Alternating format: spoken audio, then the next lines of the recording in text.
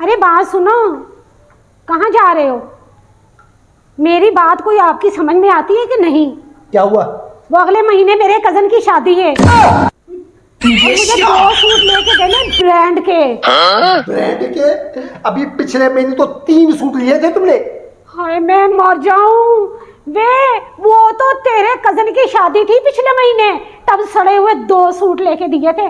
तो मेरे कजन की शादी मेरे गांव में थी, तेरे कजन की शादी तेरे गांव में है, वही सूट वहां से लेकर वहां पहन लो, क्या फर्क पड़ता है? हाय मैं मर जाऊं, वही पुराने सूट पहन लो। अगले बोलेंगे देखो किसकी बीवी है, गंदे से सड़े हुए कपड़े पहन के आई है पुराने। अरे यार तुम कितना खर्चा करवाओगी मुझसे, कितना खर्चा करवाओगी? अभी पिछले महीने तुम कह रही थी मुझे ब्यूटी पार्लर जाना है, तनख्वाह ली 3,000 रुपए ब्यूटी पार्लर वाले को दे दिए, इतना खर्चा करवाया, इतने राशन के पैसे, राशन इतना महंगा हो गया है, घी महंगा हो गया, आटा महंगा हो गया, सब्जी महंगी हो गई। तो मैंने किया है। मैंने की है। मेरी बात सुनो, सारे घर का खर्चा खुला दिया करो। ये चैन नहीं मुझे मेरे से तो मैं कहता हूँ बकवास मत करो, मेरे सामने अगर बात करोगी ना मैं। अरे बाबा ये मेरी बात सुनो, ये क्या हो रहा है? दोनों मियाँ बीवी में झगड़ा किस बात पे हो रहा है? मामा देखो समझाओ ना इसको।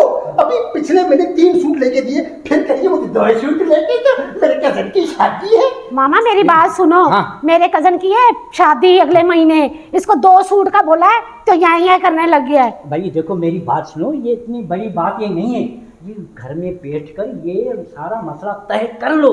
देखो घर में प्यार मोहब्बत बांटो, मियाँ बीवी है, तुम दोनों में झगड़ा मत करो।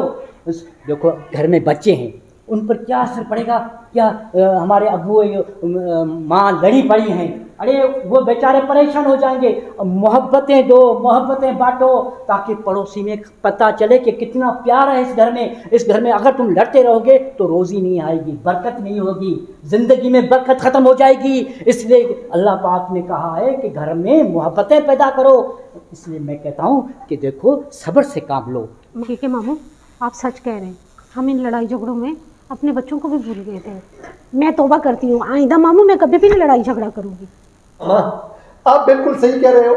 इसको भी ये एहसास हो गया है और मुझे भी एहसास हो गया है कि हमने लड़ झगड़ कर अपनी जिंदगी बर्बाद कर दी है, अपनी रोजी खत्म कर दी है, अपने घर को जहन्नम बना दिया है मामा। हमारे बच्चे भी नफसियाती हो गए मामा।